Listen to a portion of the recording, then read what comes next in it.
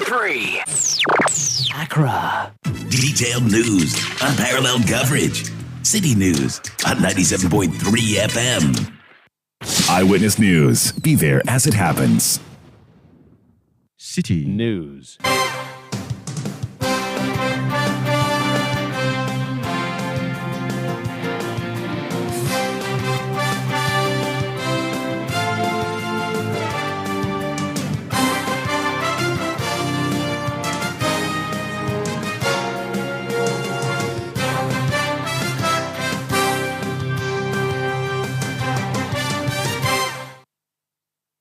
It's 17:30 GMT. This is Eyewitness News on 97.3 Citi FM.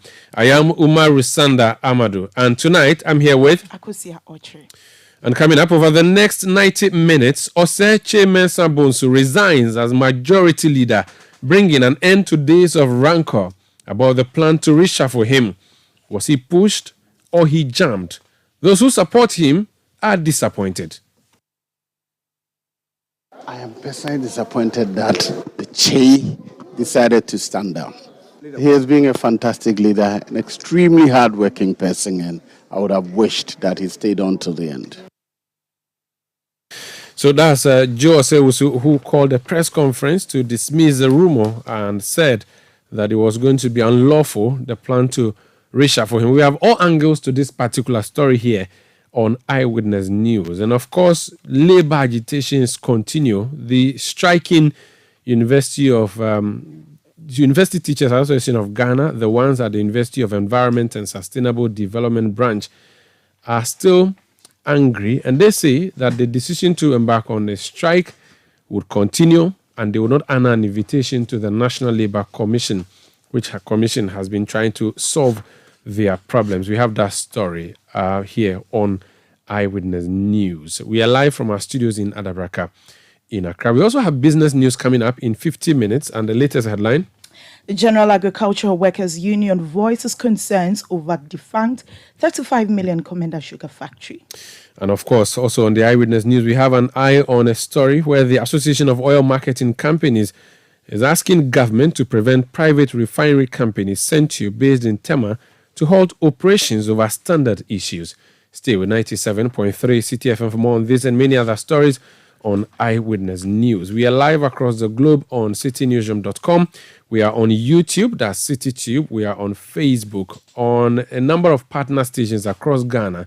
In the Western region, we are in Takoradi on Beach 105.5 FM and Sky Power 93.5 FM. We are also in Takwa on Adwenpa 100.7 FM. In the Bono region, we are live on Greener 95.9 FM in Sunyani. In the Ashanti region, we are on Focus 94.3 FM in Kumasi and Orange 107.9 FM also in Kumasi. In the Volta region, we are live on Revival 99.3 FM in Tajevu. In the Hohe Enclave, we are live on VOV Radio 95.7 FM. In the Northern region, we are on Radio Bimbila 91.9 FM. In Upper East, we are on Quality 88.7 FM in Garu. In Upper West, we are on Tongsung 97.3 FM in Wa and Jirapa 96.1 FM in Jirapa. We are also on Twitter. You can send us a message there using the hashtag X City Newsroom. The platform is now called X. You can also go on WhatsApp and drop a message 0549 986 996 0549 986 996. We start off with Parliament now. And last night, Oseche Mensah Bonsu, the Swami Member of Parliament, resigned his position as majority leader. He announced this in the presence of the President and key members of the New Patriotic Party. It happened at the Jubilee House. Lots of things have been happening so far, and this matter was preceded by a press conference by Joseph Osewusu, NPP member, and also first Deputy Speaker of Parliament, who had kicked against a plan to remove him. So this afternoon, we have some reactions to Joseph Osewusu, Oseche Mensah Bonsu's resignation. Akosia has a story. The first Deputy Speaker of Parliament, Joseph Osewusu, has expressed disappointment at the decision by the Majority Leader, Oseche Mensah Bonsu, to resign from his position. Now, he announced his resignation on Wednesday amidst growing tensions in the majority caucus over reports of plans to replace him with the deputy majority leader, Alexander Penyoma-King, in a leadership shakeup. Or the first deputy speaker, Joseph Osei-Owusu, has been interacting with journalists in parliament on the situation. What it means is that the caucus will refocus and decide where to go. Were you at the meeting yesterday at the behest of the president? No, Why not? because I was busy on something else. Do you believe the majority leader has been forced out by a scheme orchestrated by certain elements within your ranks? I don't have any such information. I am personally disappointed that the Che decided to stand down. It's big. He has been a fantastic leader, an extremely hardworking person, and I would have wished that he stayed on till the end. What do you think got him to do this? Because it came as a surprise to many, I'm sure, including you. So did it come to you as a surprise? Yes, it did. But as to what got to him, I'm sure we better let him explain. What will happen moving forward? Today he was in the chamber, initially he didn't sit on the chair. It means the changes have taken effect. Well, once he stood down, it means he's no longer the majority leader. But as to whether any change has happened or not, I don't have any information.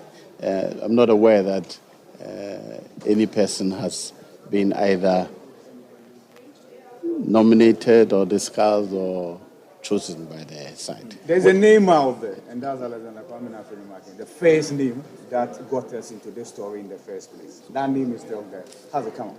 Well, I saw that name before the weekend came, but at that time, Che was still the majority leader, so we'll wait and see. Is that fair that a name is out there already when indeed you had a leader?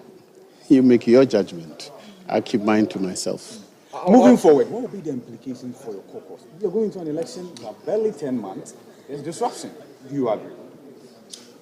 I'm sure moving forward, the caucus will discuss all the ramifications of the effects of our leader resigning and the process of selecting or electing a new one. We'll discuss all that, and if there are any implications that would have negative impact on our caucus, we may decide, we may plan a route that will keep us together. If you are called upon to be the new leader, will you agree to step down from being first deputy speaker to be the leader, since you are about the most experienced MP from the Ashanti caucus and among those who can likely lead the caucus? First, the reference to Ashanti caucus is inappropriate. This is the majority caucus. Second, I'm not sure I'm the most experienced one, but I'm happy working as a deputy speaker and have no desire to move to the majority leadership position. That will have been a demotion. I don't think so. My responsibility would have changed, but I don't consider that a demotion. No. Now, the speaker, the outgoing chairman, has been made chairman of the manifesto committee. The explanation is that he will have his hands full, reason why he's had to quit. I don't know that. I haven't had discussion with him in that respect. I would like to discuss this with him, the manifesto committee work versus... but the manifesto committee's suggestion was made to him before he resigned. At that time, he had not contemplated resigning. So I don't think it would have caused any defect in his work. As anybody who has been close to him knows, he's extremely hardworking. And he can sit from morning to morning if there's work to be done. Finally, Che will be a floor member from now till January 7th, 2025. Is that fair in your estimation? I leave that to your judgment. That he stayed on, but he opted to resign. So, How soon? He led new leadership. How will be the party's involvement in the election of the new leadership? we'll see. Now there's confusion being thrown into the interpretation of our standing orders, which we are so proudly touting that we have done, by the Speaker himself. So we will have to re-look at the interpretation. Yesterday I spoke that I had an alternative interpretation. I understand that Honorable Atachi also spoke that he had a different and alternative interpretation. So we will look at the interpretation as contained in. But certainly, I can't see how you can interpret standing orders of parliament to bring in a party which is not a member of parliament. That interpretation, I can't see where the basis of that, and for me, that is a confusion that has been thrown into the interpretation of the new standing orders by Mr. Speaker himself. I've spoken to a former speaker of this house who wondered why the speaker had to interpret this in the first place, because there was no ambiguity. Do you have the same sense? Then why then did the speaker interpret this when there is no ambiguity? I'm not sure you can call this an interpretation, because an interpretation comes about when there's disagreement to the meaning of a particular clause or order. There was no such thing. I thought the Honourable Member for Tamale North was making a comment in jest. So the Speaker's opinion should not and could not be called an interpretation. He is only offering an opinion. And that's why, if it was an interpretation, I wouldn't have had the courage or even the opportunity to offer an alternative one. But as to opinions, his opinion is different from mine. As to the meaning of that, it's different from that of the Honourable Atacha and Inspector. He grounded it, finally on this, he grounded it on Order 5, which says any provision that doesn't touch on anything at all that happens. I do not think it's appropriate to discuss. What is important is that in this case, there are specific provisions, definition of who the leader is, and so on. So I think he only offered his opinion as to whether. That's why I said I had an alternative opinion, and Honorable Atachian also offered an alternative opinion. But unfortunately, you media men have captured the Speaker's opinion as if it is the interpretation of the standing orders. That is not the case. Yeah, but finally. Political party, yes, but the political party offers me the ticket to seek election in a constituency. The constituency is part of the country. And we're here to make laws for the country. And interpreting what a law means, it's not only the party's position or interest that should influence that, I think. Even at the party's level, we argue, we disagree and agree before we reach a consensus. So there's nothing wrong with having different interpretations to what a clause or otherwise. That was Joseph Osei-Owusu. He's Member of Parliament for Bekwai and First Deputy Speaker of Parliament. Interesting there. So he's a man who first rose to support Osei Mensah-Bonsu when there was a plan to oust him. Now, Mensah-Bonsu himself has abandoned the chip of leadership of the majority side. Joe Osei-Owusu not happy at all. He was speaking there to journalists in the House of Parliament, including our own Niayekwe Oku. Are you Otu? Niayekwe Okain. Forgive me. Honorable Niayekwe Otu, good evening. So, Niayekwe Okain, good. First of all, before this interview, I'm sure all of you in the press gallery were anticipating the entry of Osei Mensah-Bonsu, because the resignation happened last night, and then he was coming into the House today as an ordinary member. How did it happen? Well, so we were in the chamber today when we saw the former majority leader, if I should put it that way, Osei Mensah-Bonsu, making an entry into the chamber. What we were expecting was to see whether indeed he was going to occupy the black seat, which is designated for the majority leader and then leaders of the caucuses in the House. But that didn't take place. He occupied the seat of the MP for Adansi Asokwa, K.T. Hammond, for about 15 minutes or so. And then subsequently he had some of the MPs. Oh, so he took K.T. Hammond's seat. Exactly. So he had some of the MPs coming to him to speak to him. Habib Idris, who approached him, Obi Amo also approached him, and then some other MPs who were having a tete-a-tete with him where he was sitting. So later he decided to move to the black seat, which is his original seat. But when he sat down for less than a minute, he actually moved to First Deputy Speaker Joseph Osei-Owusu where he sits. He wasn't presiding at the time. It was the speaker himself, Alban Bagbin, who was presiding. So he moved to his seat, had an interaction with him as well before he came back to his black seat to sit down for less than 5 minutes, and then he exited the chamber. Oh, so they convinced him and he came to occupy his seat. So he later moved from Katie Hammond's seat and then came to the black seat. But Katie Hammond was not in the chamber by then. At the moment. So the seat was vacant and he took that seat. Exactly. And then he later came to sit on the black seat. But his deputy was not there. Yeah. Afenyo Makin was not there. No, Afenyo Makin was in the house. Was the chief whip there? The chief whip, no. Frank Anodompre was also. So it was only Habib and his deputy. So what happened was that this morning, within the last few days, we've had rumors of a possible shake-up with a list coming out. And part of this list is the Member of Parliament for Sifia Kontombra, that's Alex Tatejon-Obua. So he was actually sitting on the seat of the first deputy majority whip, that's Lydia Sarah Malasan. Oh, he has already taken position? Yes, since morning he's been on that seat. And during proceedings, we saw the first deputy majority whip, that's Lydia Sarah Malasan, also appear in the chamber in an attempt to have a seat, but that didn't take place. We don't know what exactly the interaction was, but then they were having a tete-a-tete as well.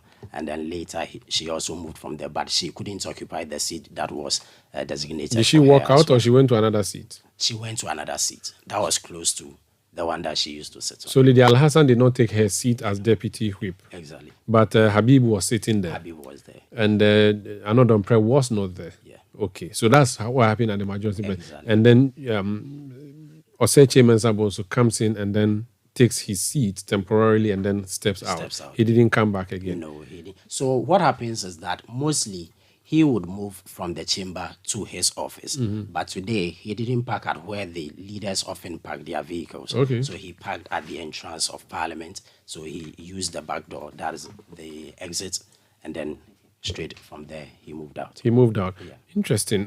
So it means that everything showed that he was no more the leader. Exactly. Did the speakership or the speaker say anything? Speaker didn't make any comments on it today. And we are expecting that based on a formal communication from the party, thus if the reshuffle is to take place, he would then make that pronouncement in the House. The minority side, though, they were all there. Yes. The leaders were there. Yes. They didn't say anything, at least not in the chamber. No, nothing was said about it. Interesting. And you couldn't get a comment from Oseche after So when he exited the chamber, all the members of the press corps actually rushed down to the foyer in anticipation to have a word from him. But just as I indicated earlier, he used the back door, so we couldn't actually get him on time. And the only statement he made to us was that he will speak to us tomorrow.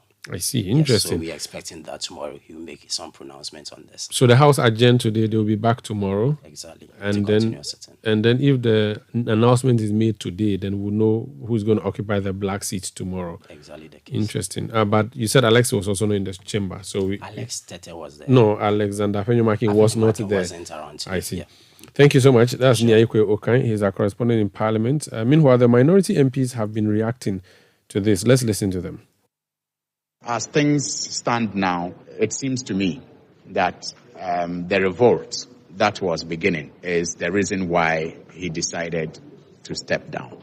But he will go down in history nonetheless as one of the very thorough, members of parliament that we have ever seen in the Fourth Republic. I mean, his attention to detail and his contribution to legislation cannot be overemphasized. And I wish the new leadership the very best of luck. Let me also state that Afenyo has enough experience. At least I came to Parliament with Afenyo in the CIF Parliament, and he has demonstrated his ability to be able to do what is supposed to be done by a leader.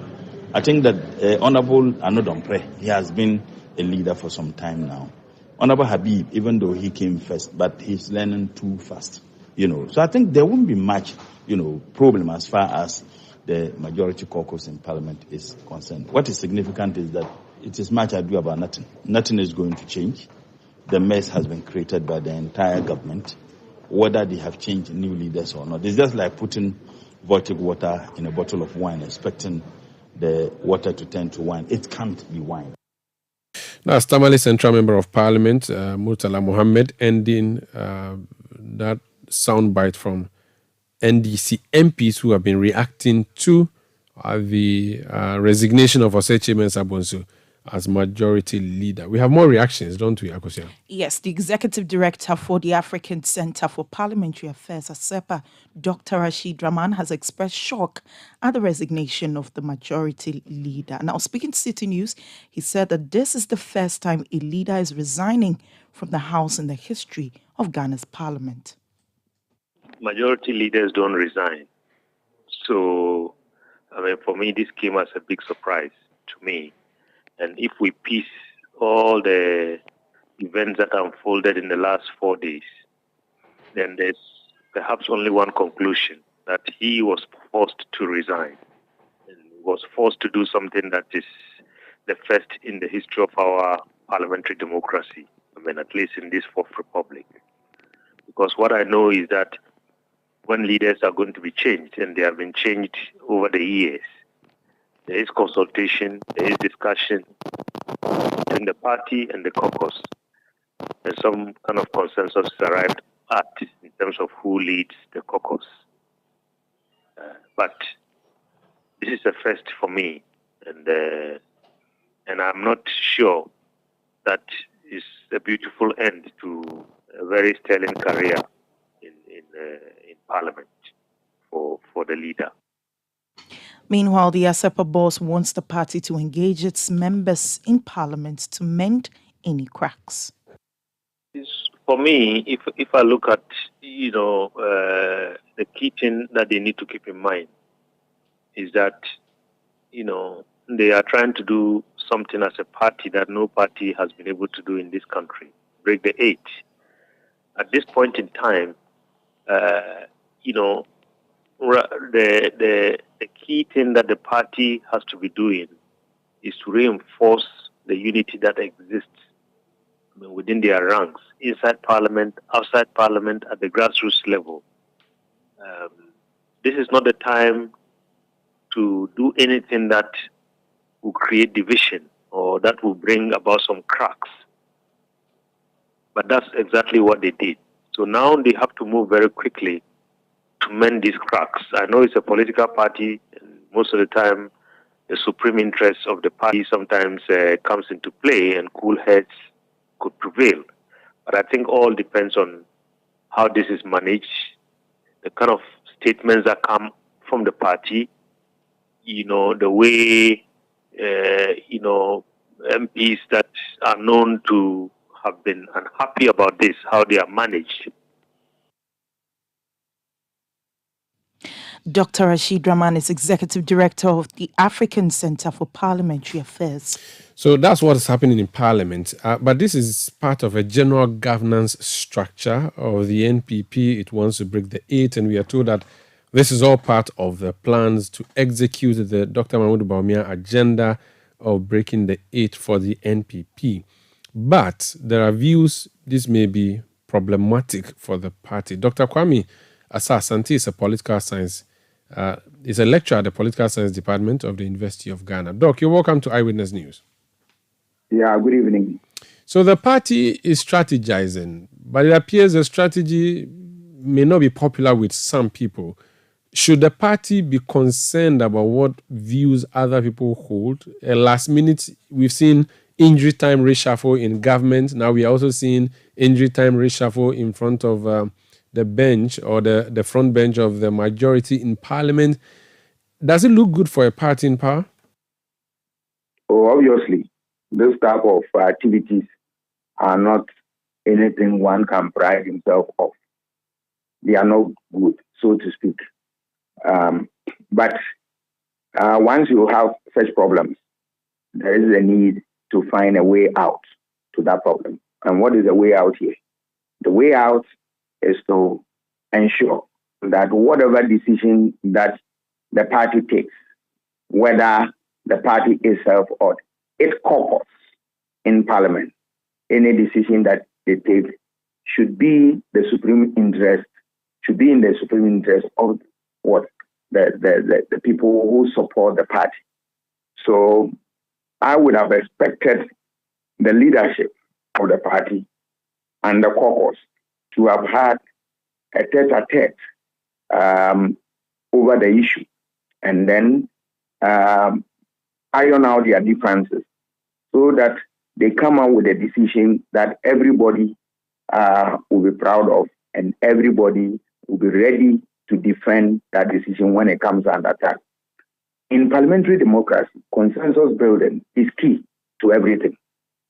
So if you want to take a decision that is going to affect everybody, stakeholders in that exercise must be called upon to have their views aired. And then you take into consideration what is it that you have under your sleeve that you want to share. When you are able to do this thing successfully, a decision is reached and members will support that decision or kick that decision out. Whatever is born out of that process is what we call the consensus. And that is the spirit behind every democratic enterprise. At this point in time, you expect a party that wants to break the eight, a party that is struggling to make sure that it is able to administer to the satisfaction of its people, a party that is struggling in terms of how it can honor the numerous promises that it has given to its people. At this point in time, this is a party that the odds are against the party, and the party really want to come out strongly and then win power. Then it doesn't need this. It doesn't need it at all. It's needless, so to speak. But I don't think it's a daunting task.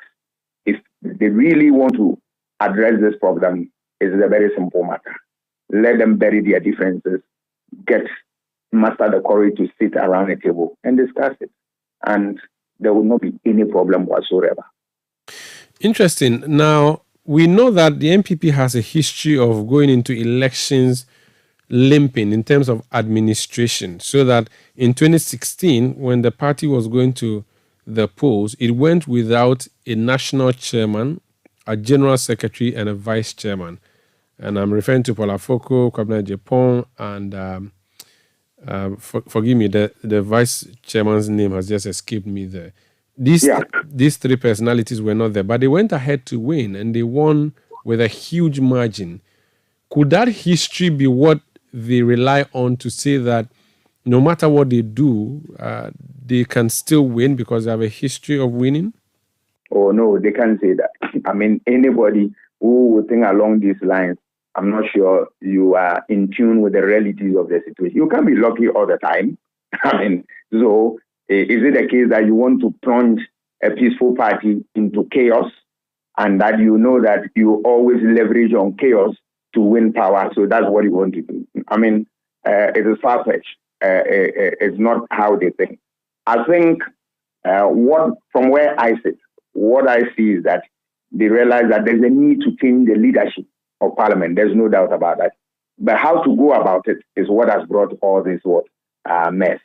But I think that it is something that is doable. It is not outside their reach. They should be able to handle this thing. They have conflict resolution mechanisms within the party. They can employ them. They have well-meaning people within the party. They can help them. But I want each of the entities, and here I'm talking about the party and the caucus, to realize that their interest is one. There is nothing more than one interest that they are looking for. Their interest is what? Maintain power throughout, right? And if that is their interest, I don't want to see any of the entities working against one another. Otherwise, then it becomes counterproductive. If you read the new standing orders, Standing Order 5 says that the caucus will elect their leaders. Yes, that is true. But remember, the caucus was born out of a political party. So the party is the one that gives the caucus oxygen. So in spite of the fact that this is what the standing orders say, I expect that they will work together, that is the caucus and the party, to take all the important decisions. Remember, when they were coming to, they won power and they were coming to elect their leaders and all that, The party took that decision. So there's nothing that you can do minus the party. And the vice versa is also true. So if you believe in this simple principle that one cannot work without the other, then it is fair to say that at all points in time, the two entities, the party and the caucus, must work together. After all, their interest is one. Unless, of course, there's somebody who wants us to believe that one of the groups have different interests other than the other one. If that is the case, then it's a different conversation. But you and I know it is not. So whatever they do, they should be able to sit around a table and discuss their issue and find solutions. Very well. So the name I was looking for, Sami Krab, the vice chairman of the party at the time, that's the name I was looking for. Now, finally, the NDC did a similar thing, a shake-up of the parliamentary leadership. There were protests, but that seems to have simmered down, even though people think that there's still some anger within about how the party was planning to control the parliament. Now, the NPP is doing this in an election year. It is in accordance with the ruling of the speaker. Do you think they have enough time to heal, and that's if there's even any wounds to be healed before the election from the front or from the parliament side? Again, the point has been made that Oseche is not returning to parliament. Allow him to, concentrate on his retirement plans. Get someone who is hungry for power to lead the bench, who would be really interested in not only winning his seat, but ensuring that he wins a lot more seats for the MPP, and again leads the charge in executing key issues for the government in this last or 11th hour of the government. What's your perspective on that before we go? Yeah, when you look at the two issues that you cited, that of the NDC and the NPP. The NDC issue, the circumstances are not the same, all right? But time will not allow us to go into all the details. But the circumstances are not the same. That is why the party took the position that it took. In addition to that, there was no, that time, the new standing orders have not come into into practice. So they have not invoked that standing order. So the party will get away with murder, if you want to put it that way. But this time around, there is a new standing order that says that this is the direction. And then out of that, there seems to be unclear meaning of what contains in the provision. So the speaker has come out with what he thinks, telling people that if you think you are not in favor of what I said, you know what to do by going to court. If you look at what people are saying, that yes, they want to clear Chief Sabons, who already will not be part of the next parliament, and to give it to a hungry, power-looking person, then obviously you want to say that yes, Mensah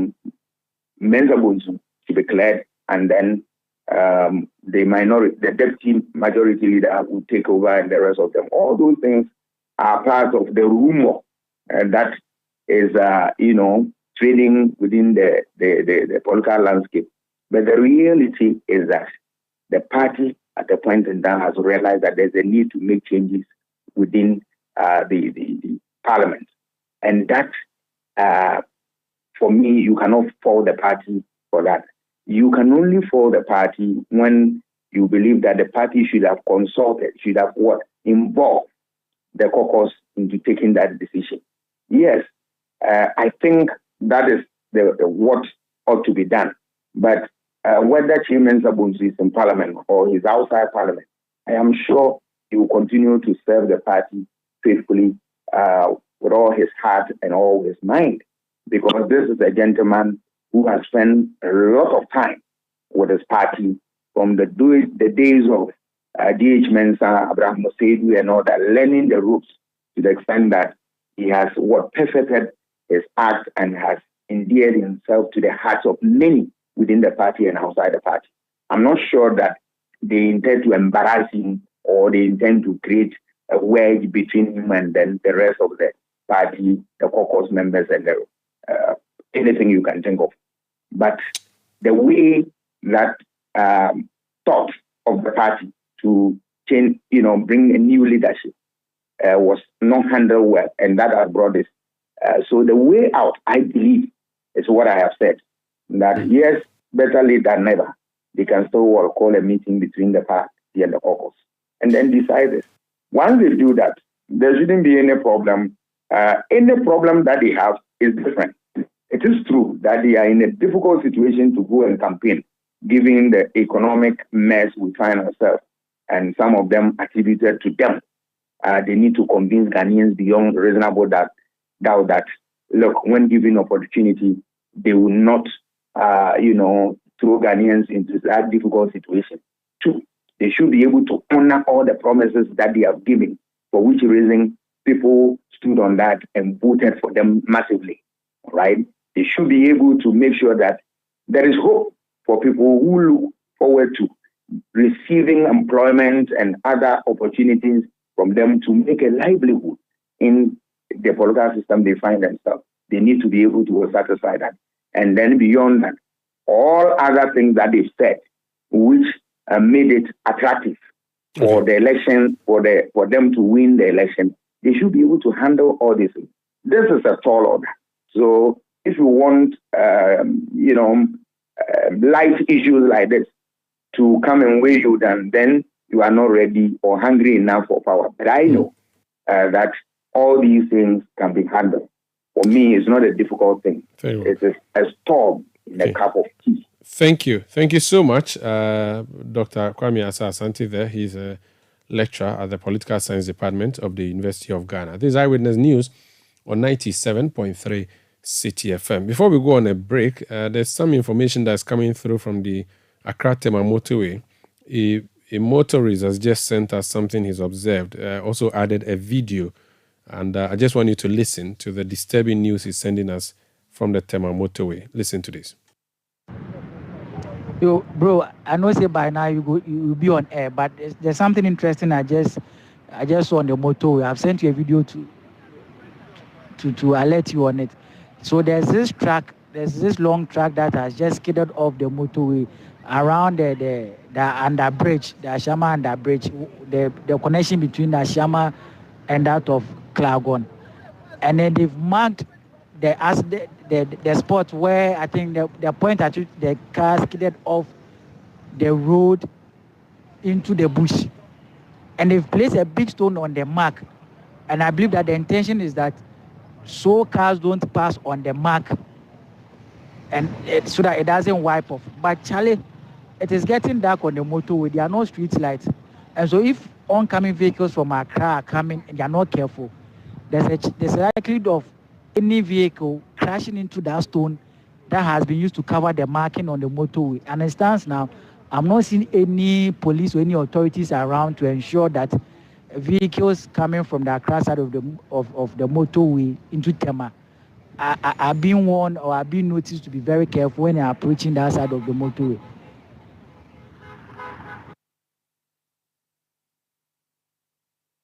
Eyewitness News. Be there as it happens. You know your papa see that? And it's rickety car. Hey, papa! Bobo, so how your engine now? It is half man, half amazing. Thanks to Quartz and you can feel better energy. Can't touch this. Actually, guys, so Sancho's engine just died like that. Yes, so somebody managed to convince him that there is a better engine oil than Quartz, and he switched. Sancho Panza. Now, which engine oil can be better than Quartz? No other, my guy. Quartz with its age-resistant technology, it keeps your engine younger for longer.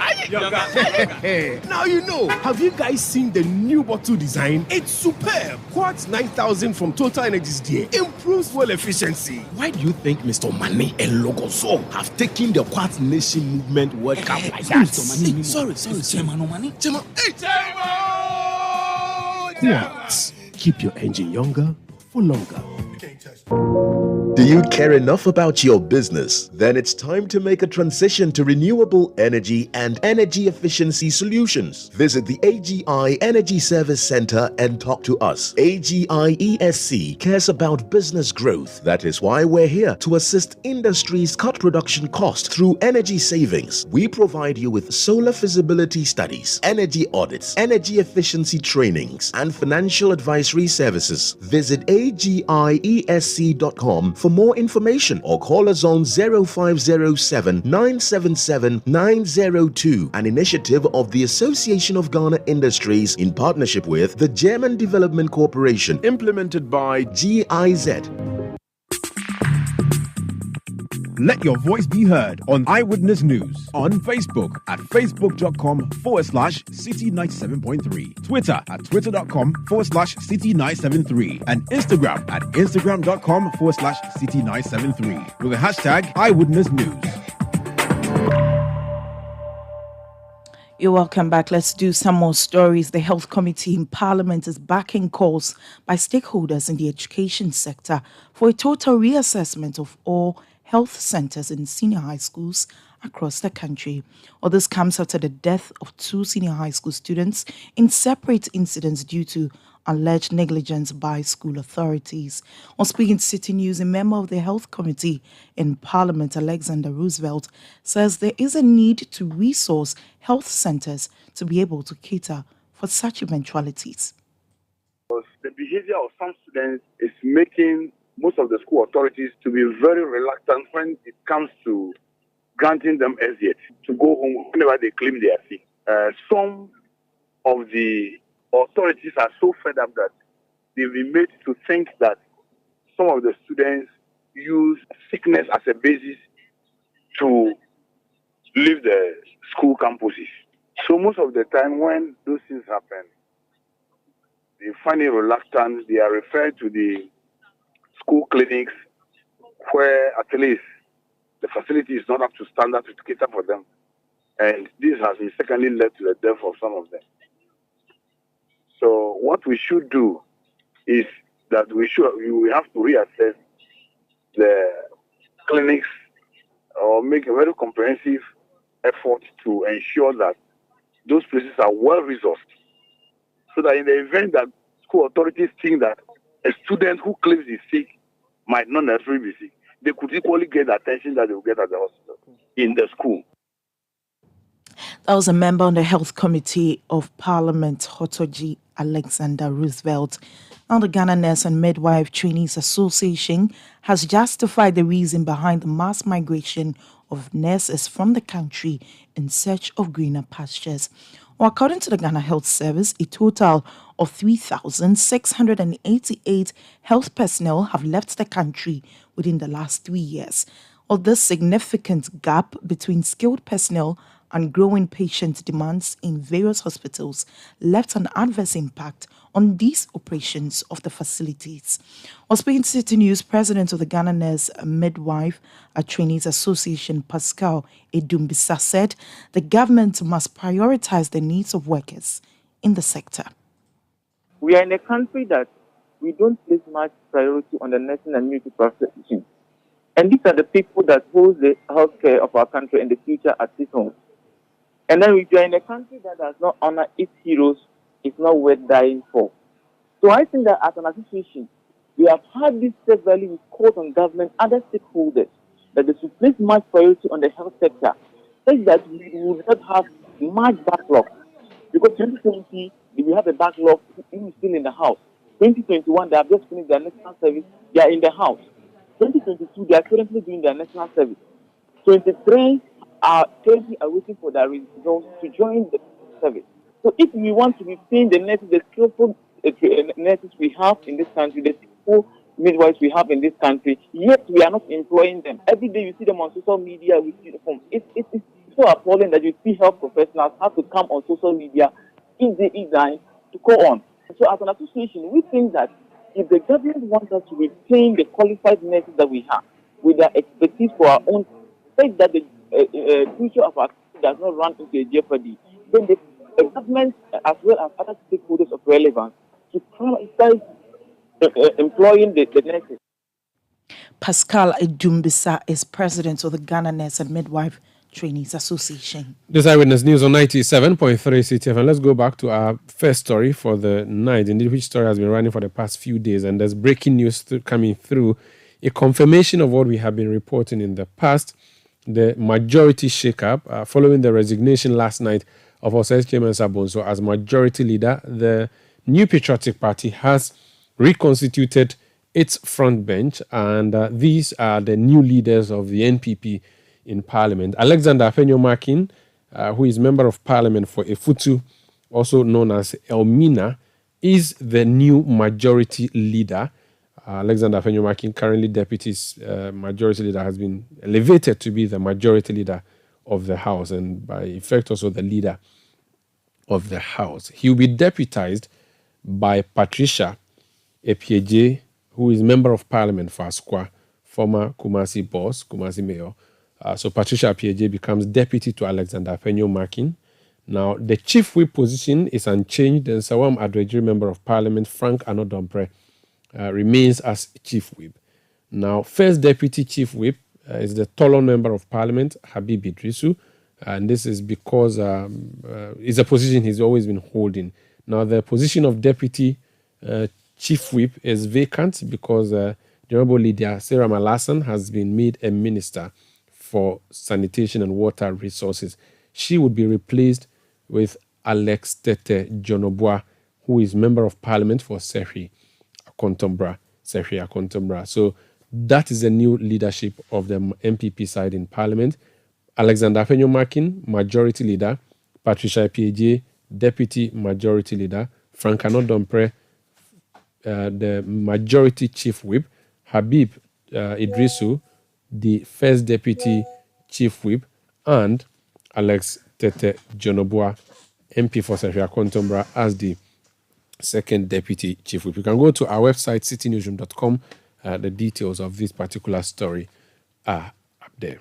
Let's talk about the energy sector now. And the National Petroleum Authority has given a directive to Chinese-owned Sentio Oil Refinery to suspend the sale of petrol consignment on the Ghanaian market. Sentio was opened a few weeks ago by the president, Nana Addo Dankwa Akufo-Addo. The company is actually just some 500 meters from the Tema Oil Refinery. Let's go to the National Petroleum Authority and speak to Ubaidallah Said, who is the head of quality control at the National Petroleum Authority. Ubaidallah, you are welcome to Eyewitness News. Apologies, I've lost Ubaidallah. We'll try and get him. But there are other stories that we have focused on here on the City Newsroom. Akosian. The leadership of the University of Environment and Sustainable Development branch of the University Teachers Association of Ghana, UTAG, is announcing its decision not to honor the invitation of the National Labour Commission. All this comes after the association declared an indefinite strike effective Tuesday, February 20, 2024, due to the government's failure to disburse their online teaching support allowance. The National Labour Commission, NLC, sent a letter to the association yesterday scheduling a hearing on the ongoing dispute. The union has been requested to appear before the commission on Wednesday, February 28. Speaking to City News, the president of UTAG at the University of Environment and Sustainable Development branch of UTAG, Dr. Owusu-Fojo Edu, affirmed the association remains steadfast in its decision to continue with the strike. This Eyewitness News on 97.3 Citi FM. A quick correction there. I described Efutu as Elmina. Apologies, I meant to say Winneba. That's where the majority leader, Alexander Afenyo-Markin, is Member of Parliament for. But let's go back to the Sentio issue. Ubaidallah Said is the head of quality control at the National Petroleum Authority. He's joined us on the line. Say, you're welcome to Eyewitness News. Thank you very much, Omar. What has Sentio done? Good evening once again, my brother, and thank you to all your cherished listeners. Sentio have done a lot of things, but obviously, for some days now, there are issues in respect of the some consignment of petrol that they have supplied to the market, which later we found out through our internal checks that the pressure was higher than what was stated in the quality certificate and as required in the Ghana standard. So we had to suspend sale of the product. But that was until some station had taken consignment of the product. We did a follow-up because it's about the pressure of the petrol. Some stations were doing well, and some, particularly in the late afternoon when the temperature is hot, had issues with pumping the product through their pumps. So that is a basic recap, if I should put it that way, of what has come off Central lately. Do we know if this was deliberate or inadvertent? Well, we are still having a discussion with them as to what actually led, because the normal modus operandi of the NPA quality assurance system is that we grant you approval based on the certificate, the values on the certificate. Then we follow up randomly to then do a physical check just to ascertain that indeed the reported quality on the paper is what it is. And in terms of petrol, we have 20 parameters that have to be tested for according to the Ghana standard GS 140/2023. And when we check, we have one of the main parameters, which is had to do with the pressure of the fuel, having 2 points more than the requirement and what was stated by Central certificate. And that has been the bone of contention. But we've been able to go to other alternative labs, and it's like it has confirmed our figure. So we don't know whether it was deliberate or it was a testing error, but we have suspended the sale of that particular product, and management is still considering. Particularly, we are looking at all the filling stations that have been affected to be able to get a total outlook and come and make a very meaningful conclusion on the issue. So currently you don't know the volumes that are out there? No, we know the volumes, but the fact is that some stations receive the product, they don't have any problem. So it's not like you take the product, you can't use it. Some stations had a problem in the afternoon. The next morning, when the temperatures were down, then they are okay.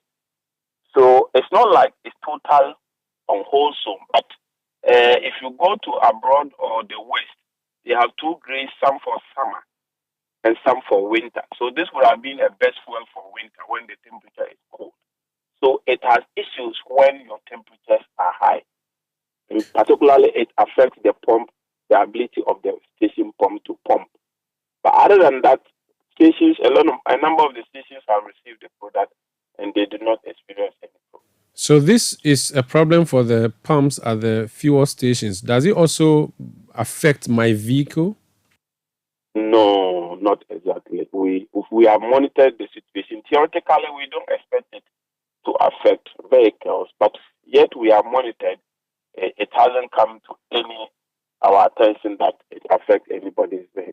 So for now, is this a challenge between Centio and the OMCs that it applies to? Yes.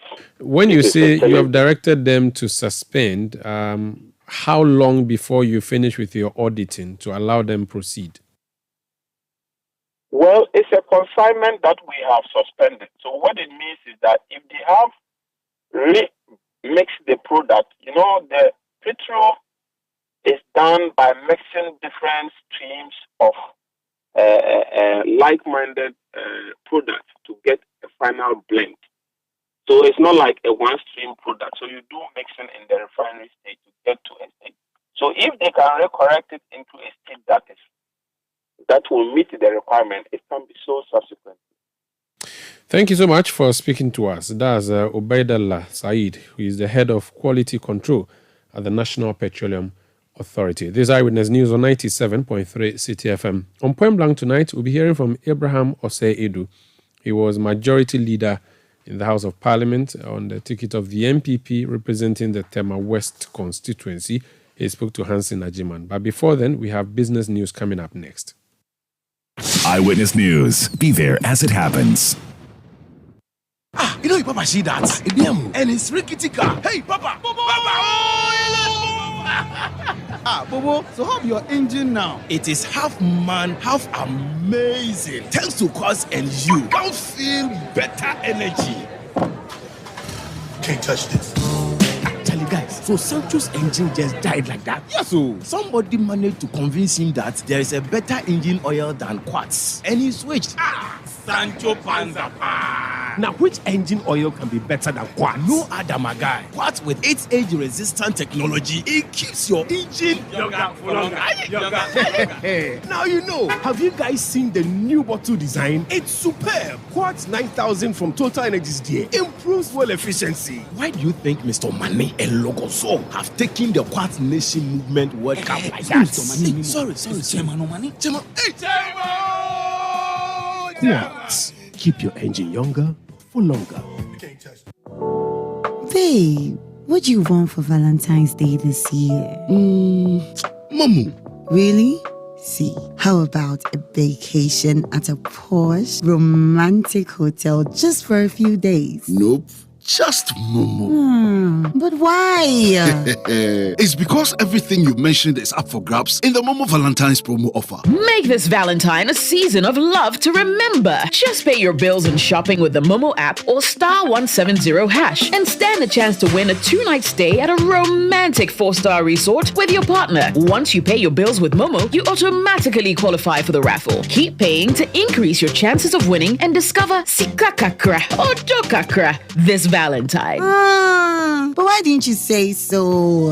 Enter this Momo Valentine promo today. This promotion is regulated by the National Lottery Authority on the Caritas Lottery platform. T's and C's apply. MTN.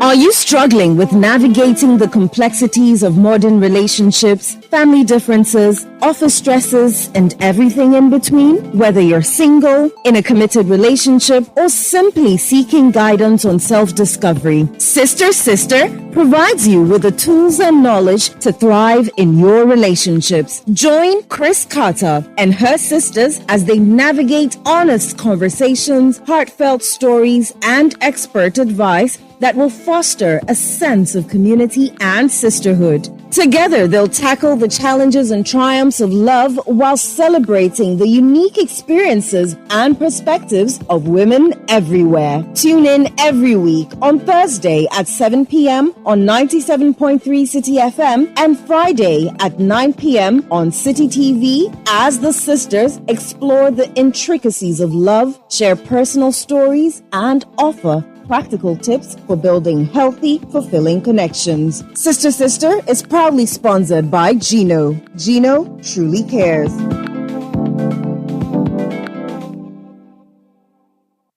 Eyewitness News. Be there as it happens. Get the details. Every significant financial transaction, every market movement, and all the policies that affect your business. Citi Business News. Be informed. Welcome to the Citi Business News and Eyewitness News, brought to you by GCB Bank PLC. GCB Personal Loan, make that big move and dream a reality. I am Akosi Ocho. Let's settle for details of our stories now. The General Agricultural Workers Union, GAWU, is voicing concerns over the defunct 35 million cedi Commander Sugar Factory, labeling it as a wasted investment for Ghana. Well, according to the union, after thorough assessments, it appears unlikely that the factory can be revived. Or the General Secretary of the union, Edward Kariwe, earlier who spoke to Citi News, demanded transparency in the operationalization of the factory. Now, away from that, the Center for Environmental Management and Sustainable Energy has highlighted the challenges hindering the effective implementation of the cylinder recirculation model. Or the energy think tank notes that despite the awareness of the model's objective, most consumers have not witnessed the existence of cylinder exchange points in their communities, with the majority continuing to procure their LPG from traditional filling stations. Or providing insights on the findings of the research on the subject, the director for the center, Benjamin Nsia, revealed that concerns related to cost have impeded the establishment of cylinder exchange points.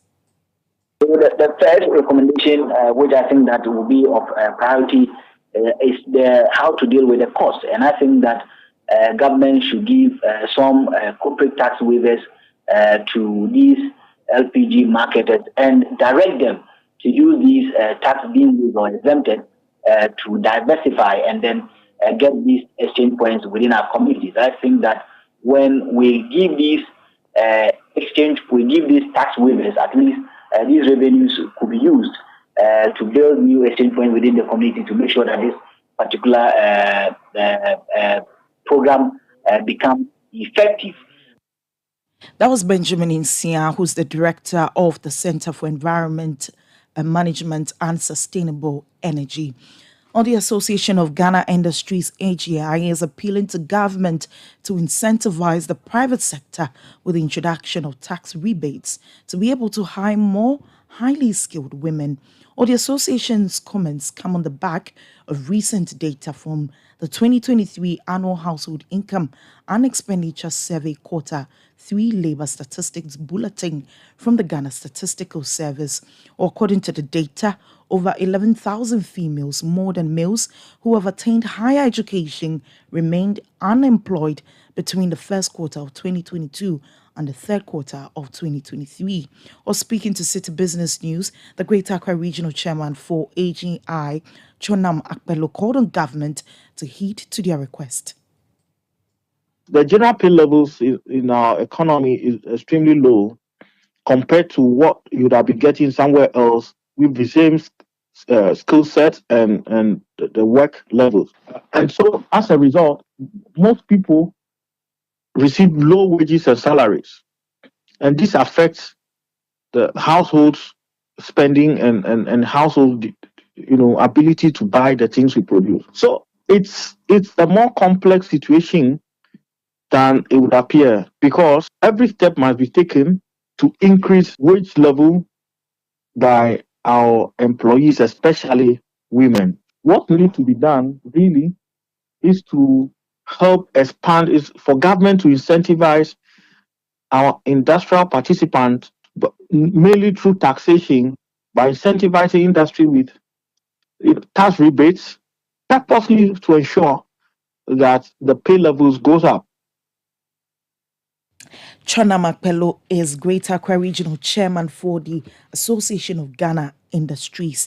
Now let's wrap up with tax analyst Francis Timoboy, who has cast doubts that the finance minister's intention to visit ports will significantly resolve revenue leakages at the port. Francis Timoboy rather expects the minister to take decision that will eradicate the root causes of the perceived corruption, with a specific focus on the excessive number of taxes imposed. Now, he says a mere visit to the port might not suffice in curbing corruption. I think it's very good, but for me, going there alone is not the solution. If you go there today and you leave and come to your office, will that solve the problem? No, we need more to be done. People evade taxes at the port because the taxes at the port are too expensive and the tax lines are many. We are aware that the government is trying to do some, reform to ensure that taxes at the port, get to the barest minimum. So I think that after visiting the place, we need to go back and implement the reforms that has been proposed at the port. You heard the tax analyst Francis Timoboy speaking there. Well, that's it for Citi Business News and Eyewitness News. It was brought to you by GCB Bank PLC. GCB Personal Loan. Make the big move and dream a reality. I'm Akosi Autre. Up next is Point Blank. Hello, Linda. You won't believe what I am planning next. I want to start my postgraduate degree, buy a car, and build my dream home. But you know what's stopping me? What's that, Mike? Money, oh. That be my biggest wahala. Oh, you are sorted, Kra. With a GCB Big Move Personal Loan promo, you can borrow up to a whopping 400,000 Ghana cedis at a significantly reduced interest rate in less than 24 hours. Like, seriously? How do I qualify? Yes, it's available to all GCB salary account holders. Plus, you get a a 2-month grace period before you start to pay back. Susket, I'm opening an account with GCB now. Get a personal loan of up to 400,000 Ghana cedis at a significantly reduced interest rate in less than 24 hours. Call 0800-422-422 or visit your nearest GCB branch today to fund your next big move as we celebrate 70 years of greatness. T's and C's apply. GCB Bank, your bank for life. Let your voice be heard on Eyewitness News on Facebook at facebook.com/City97.3, Twitter at twitter.com/City973, and Instagram at instagram.com/City973 with the hashtag Eyewitness News.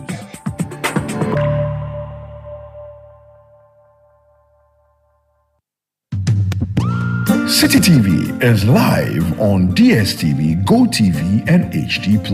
On DSTV, find us on channel 363. On GoTV, we're on channel 117, and on HD+, get us on channel 108. On a digital TV, run a new search, but take note that without an antenna, you cannot access City TV. City TV can be accessed on any free-to-air digital box like the GoTV and HD+ boxes. City TV, it's your world.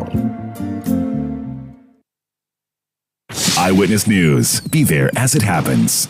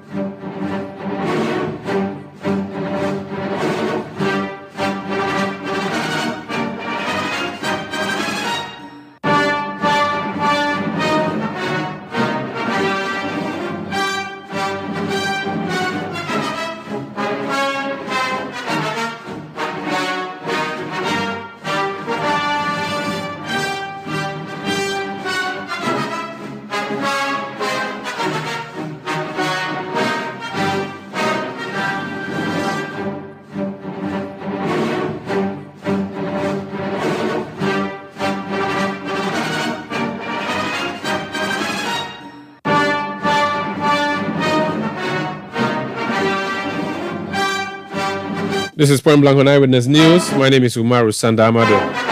Tonight on Point Blank, we are going back to the House of Parliament. And if you are just joining us, the breaking news story is that Alexander Afenyo-Markin has been designated as the majority leader. He will be deputized by Patricia Piaget, Member of Parliament for Asqua. The Chief Whip remains Frank Anodompre, MP for Nsawa Madwedri. Deputy Chief Whip, the first Deputy Chief Whip, remains the Tolon Member of Parliament. And the second deputy is the Member of Parliament for Serhi Akontombra. Meanwhile, following Osechi Mensah's resignation as majority leader, we've been getting lots of reactions to that. Today, City News' Hansin Ajiman went to sit with former Tema West Member of Parliament. He is a lawyer. He was a majority leader in the Kufuor government. His name is Abraham Osei Edu, and spoke to him generally about Parliament and new information or the rancor that we saw following the decision to remove Honorable Osechi Mensah Bonsu. Let's listen to that interview. Your good friend Osechi Mensah Bonsu, after years of you leaving politics, he assents to the same position that you were in some time, but resigned just yesterday. Did this come to you as a surprise? Yes, it did. It did. Most because earlier there had been some speculation, in the media that there will be a reshuffle and that he will go to the foreign ministry. Yeah. Even personally, I thought that would hit Parliament, in terms of his stature, contribution, and also looking at the party's numbers in the House. Both NDC and NPP having about the same number. So I thought to take out our best material, out of Parliament. I mean, foreign minister is never in the country. And then we'll have two adverse effects. One, to reduce our strength in terms of voting, and also the country as a whole and the institution of parliament will lose some enrichment, because of his absence. So when that didn't come on, I was happy. Then yesterday also, I heard that he had stepped down and that as leader. But I'm happy that he's still be in the country and be in parliament, at least for the next couple of months, until December or so. But I still... he will still be in the country, but arguably he's the best parliamentarian the NPP has now in the House. He moving away from leadership, your second concern, does it still persist? That's precisely so, I wasn't even happy when he said he wasn't going to run again. But I was consoled by the fact that he'll be there until December. And even though he still remains an MP, manifesto writing is not a joke.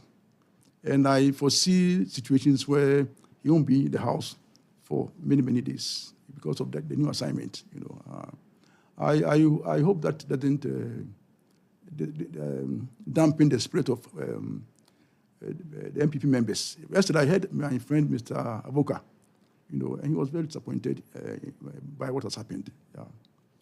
Do you think that is because he's not contesting again, and perhaps the party and the campaign team of the flag bearer want somebody who will lead the parliamentary team into the election who has some level of stake? I don't have the facts, and I won't speculate. But there's one thing I can say about Mensah Bonsu. He's very brilliant, and asking him to write the manifesto or to chair that effort is well within his competence. So maybe the party finds him as they find better use for him or of him at this stage. So I wouldn't speculate, but this is what I think. He is an all-rounder. People think he's a lawyer. I remember years ago, some MP came to me to do a case for her, a woman. And I said, I wouldn't have the time. They said, then talk to Mensah Bonsu. And I said, no, he's not a lawyer. I named some lawyers and said, no, I don't like this lawyer. I want Mensah Bonsu. It took me some effort to convince her that, look, Mensah Bonsu is not a lawyer. It's like such an asset. I mean, no doubt about that. A lot of people are... So I believe that the party may have seen that in him, and then that's why they give him this assignment. Hopefully, he can combine that with his parliamentary assignments when necessary. Yeah. Do you think it's going to hurt the NPP in Parliament, this decision? His absence will definitely be so. Will have that effect. You see, definitely. So he has to find a way of combining the two assignments. Now, is this the first time, I mean, if you can remember, that a majority leader or a leader of a caucus is resigning? I think so, yes. But the issue is rather than that. What we need to discuss is not just focus on Mensah Bonsu. Even though his stepping down has generated a debate, you see, it goes beyond that. What is the party's influence in appointing leaders of the House? What's the procedure? I think that's what we should be addressing. The Speaker of Parliament, he says the party should take the active role in selecting the leaders of the caucus. I heard that yesterday in the news. And I heard his deputy also make a speech. Eventually, the Speaker said they were saying the same thing. And I hope that is it. Now, under the new standing orders, the old standing orders, you see, we have the leaders. The majority leader is defined roughly as the member designated by the party or parties having most members. And then the minority leader comes as the member designated by the party or parties, having the second largest numbers. Now, under the new standing orders, this has changed. Yes. You see? And then the leaders, let's say we go to the majority leader, the definition is this, roughly. The member designated by the caucus or caucuses, having the most numbers. The word party is out. So you're saying that the new standing order, to a certain extent, infers that the decision should be made by the caucuses? Definitely. You see, and it defines caucus as, let's say roughly a group of members representing a party or a region or gender-based So that we have female caucuses, Ashanti caucus, Gang caucus, and then MP caucus. So the word caucus is defined. It doesn't include any party. And so clearly, by going by the new standing orders, you see, the party's role has been ousted. Previously, because the old standing orders said the party or parties would not exercise. The MP, for instance, our constitution gave the assignment to the National Council. When I was being appointed by the National Council, which has a certain composition, including MPs, members of the executive, and then others, the National Council. But by the new rendition, in the new standing orders, this has been changed. Do you think that any attempts to infer political party active participation in the selection will not be lawful in the face of the new standing orders? The caucus may, or I would say we must, just may consult the party. But the ultimate decision under the new standing orders should be by we call the parliamentary group of the MPP. That's the party caucus. I hear that the speaker will give a ruling. Like I said earlier, he said he and his deputy were saying the same thing. I mean, so let's hear what we say. So you think that the speaker ought to come again to clarify what his view on this is? I think he said he will give a ruling on that matter. And before he even ended that, what he said yesterday, he said he and the deputy, Joe Wise, were on the same wavelength or same page. So I hope that's the case. But in my view, the new standing orders completely ousted any attempt by the political party to foster a leader on the parliamentary group. What about the view that the speaker expressed that if you look at our constitution, political parties are supposed to take a certain national character. And if the political parties are involved in the appointment of leadership of the caucus, they will consider that national character. I mean, trying the caucus to do the same exercise. I mean, what tells us that the caucus will not go by the constitutional provisions? I don't think that the caucus, I mean, we have been party leadership in parliament. We always have that pattern, the caucus. We are very, very mindful about that. Very, very mindful that the leader, maybe the deputy leader, quips must come from different regions. You know, that's what the constitution says. But let me emphasize, I have no doubt in my mind that the new standing orders, I wasn't there when it was written, but I got a copy just last week, and I read it last week. Credits out the party's influence completely. So now the parties cannot say they have a right to decide who becomes a leader of any caucus. They are not. They are even not relevant in that exercise. To be blunt. Is that so? Yeah, I mean, the members are on the ticket of the party. Look, Parliament sets its own rules, and Parliament has set these rules and procedures, and has decided to take away the parties. It is not possible or probable that the parties will not consult, will not be in consultation with the leadership. But assuming the leadership decide, the members of Parliament decide to go alone, they'll be right. Definitely right. But how practical is this? How? Like I said, you see, this is the law as it is. If the law is not practicable, you change it. But as things stand now, I think the parties have been ousted in that exercise. Yeah. This brings the other conversation on, would this be a lasting solution to this problem? Because the NDC also faced a similar challenge. And the NPP, we even saw Joe Wise come out with a statement that the majority caucus is not contemplating any change in its leadership whatsoever. Do you think that the standing orders, as you seem to understand it, will be able to solve the problem? No. The way it's carried, you know, creates some problem for everybody. Like you said earlier, you can imagine some parliamentary caucus choosing a leader without consulting the party outside the party. You see, for instance, the majority leader has always also been a cabinet minister, as a minister for parliamentary affairs, you know, which is an elevation of that member by the president. And so, I mean, definitely there must be some consultation. How can you choose somebody the president is not prepared to make a minister? So there must be a consultation. But like I said, by the wording of the new standing orders, I didn't write it. My understanding is that legally, so legally speaking, the caucus can choose a leader without consulting the party outside, even though in practice that may never happen. But assuming they decide to do it, they'll be right. Do you think that there's a need for a review of the new standing orders to specifically include consultation with the party? Well, it can be done. For instance, certain appointments are made by the president in consultation with the Council of State. They can reword it and say made by the caucus or by the party in consultation with the other. Perfect. But until then? Until then, the party has been ousted. There has been a coup. This brings the conversation to Alexander Apenyo-Markin. He came in later after you and Chairman Samoso had been in Parliament. What do you think his influence and impact will be 10 months today?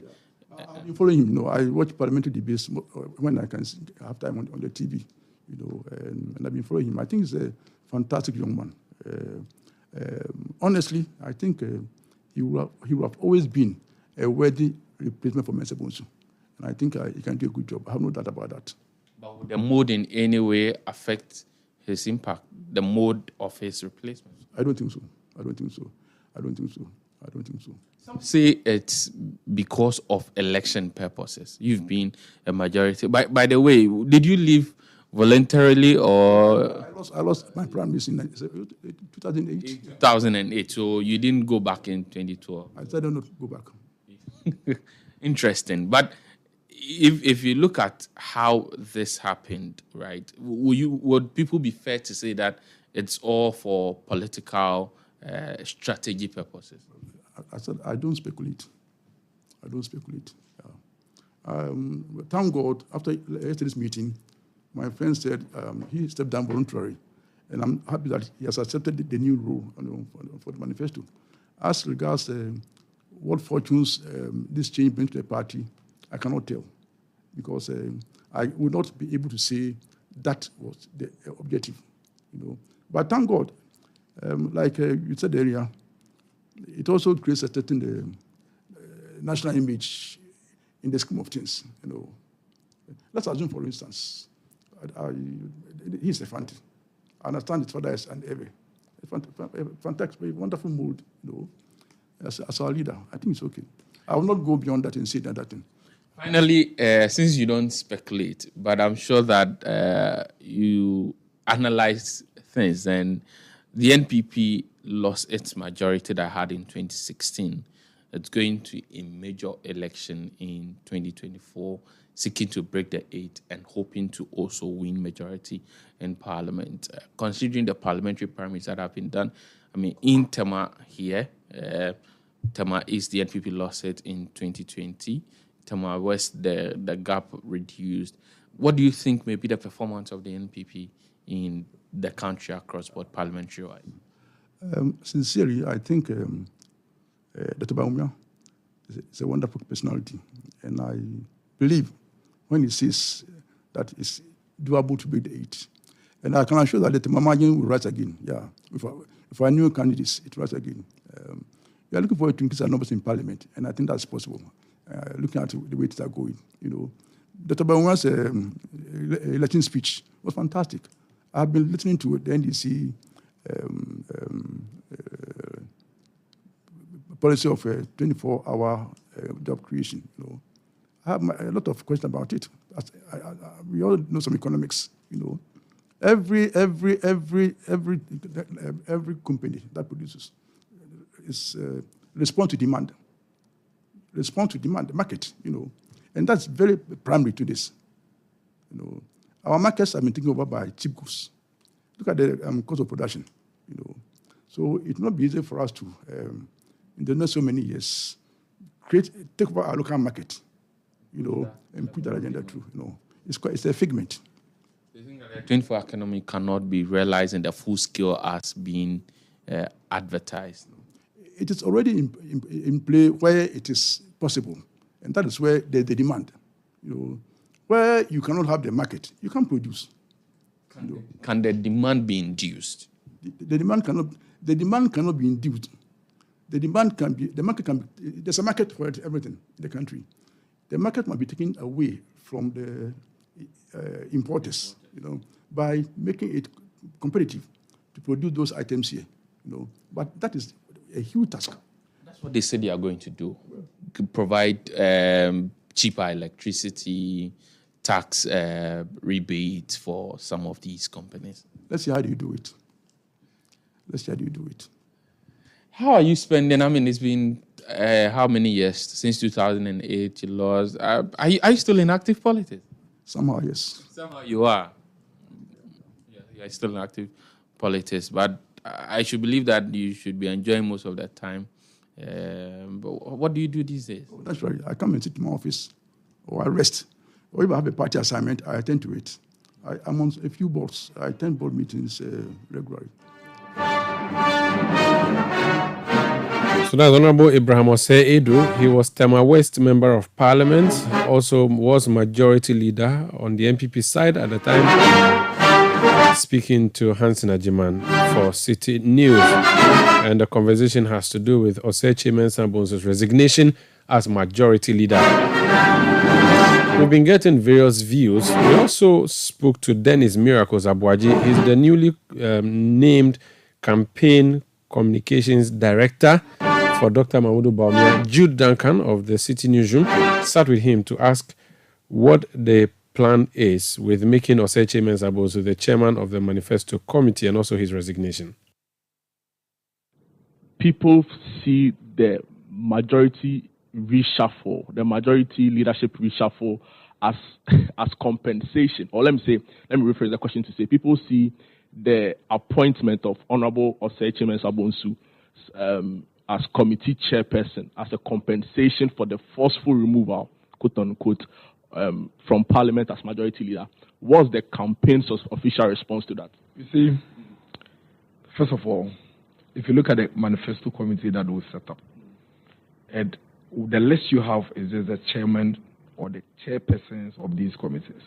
The committees are larger with members from diverse backgrounds, different people who are going to contribute their talent and skills towards, shaping policies and formulating policies for these sectors. Honorable Osei Mensah-Bonsu in this country undoubtedly is one of the people that hold deep knowledge in almost every sector in this country. Why? Because of his long stay in Parliament. Because everything we run as a country goes through Parliament. So he's basically seen it all close to over 2 decades. Okay, over 2 decades. He's seen it all. And so I don't think there's anybody better placed to lead the formulation of our manifesto than Honorable Osei Mensah-Bonsu. I don't see why you are building conspiracy theories around. The pushback again then is that we saw Joe Osei come to Parliament together with some other members of Parliament, majority of whom are on their way out of Parliament, and their concern was that they were satisfied with the level of leadership, and that was at a time where rumors were rife about the leadership reshuffle in Parliament. So then again, the concern is that he really wasn't comfortable with. So then why would the second deputy speaker, the first deputy speaker, then come out to do that press conference? The deputy speaker in that press conference said that they have not consulted the leadership in Parliament and that they were busy and that he feels that they are the ones who are supposed to speak for them. So, and in this case, Honorable Osei Mensah-Bonsu resigned himself. So why are you not also building a conspiracy theory that is saying, well, maybe Joe Osei didn't consult him when he was actually holding his press conference? So is that official to say that Joe Osei didn't consult Osei Mensah-Bonsu? Showing your conspiracy theories to you, because what you are saying is also not official. There is no official record that says that Honorable Osei Mensah-Bonsu was pushed out. That is just a conspiracy theory. And Joe Osei never said anywhere that he was also saying things that Honorable Osei Mensah-Bonsu had told him to say. You understand? And changes in Parliament happen all the time. They happen. It could happen again tomorrow. It could happen the next day. So the most important thing is that you tone down your conspiracy theories and deal with what is transpiring. What is transpiring is that Honorable Osei Mensah-Bonsu has resigned from his position, and he never stated that he's resigning so he can come and take up the responsibility of a manifesto committee. I haven't seen him or heard him say that anywhere. So every other thing you are building is just your conspiracy theories and on rumors that you cannot substantiate anyway. And so you and I would only speak to the facts on the ground and the ones that we can substantiate. And the fact is that Dr. Mahmoud Bawumia believes that Honorable Osei Mensah Bonsu is one man that has the capacity to be able to coordinate the formulation of a manifesto for the MPP going into election 2024. And that's exactly what it is. We heard the Member of Parliament for Subin, Eugene Boachentry, for instance, speak about the fact that the new standing orders of Parliament, I mean, you are not in Parliament, but his point was to the fact that the new standing orders of Parliament did not allow for party interference in the selection of leadership for each side of the House, whether the minority or the majority caucus. Now, to see that this particular decision for him to step down was taken in the presidency, we saw videos and pictures of the president himself, Apenyo Markin, who is being tipped to replace Osei Mensah Bonsu, and other senior members of the party at the Jubilee House. Do you feel, or what's the campaign? Speaker's ruling on that matter? Yeah, I mean, the Speaker's ruling was very clear. The Speaker's ruling was very clear. As a campaign, you support that stance? I'm not saying that. I'm just, you and I are having a conversation on matters of fact and law and rules. Is that not the case? And you are saying that there is a rule that according to another member of parliament, the rule says, and I'm saying that, have you heard a ruling from the Speaker? So what's your message to the dissatisfied members of parliament who feel that the correct procedure hasn't been adhered to? Any member of parliament come out to say that he's dissatisfied with Honorable Osei Mensah Bonsu, saying that I have resigned. That's Dennis Miracles Abuaji. He's Director of Communication of the Dr. Mahmoud Bawumia campaign. He was speaking to Jude Mensah Duncan of the Citi Newsroom. My name is Umaru Sandamadu. This will be it for Eyewitness News tonight. I did this with Akosia Otri. Production by Kwabna Wilson and Beverly London. Technical support from Daniel Squashi. New media support from Daniel Anyoriga. We'll be back tomorrow at 17:30 GMT. Thank you for listening. Have a good night.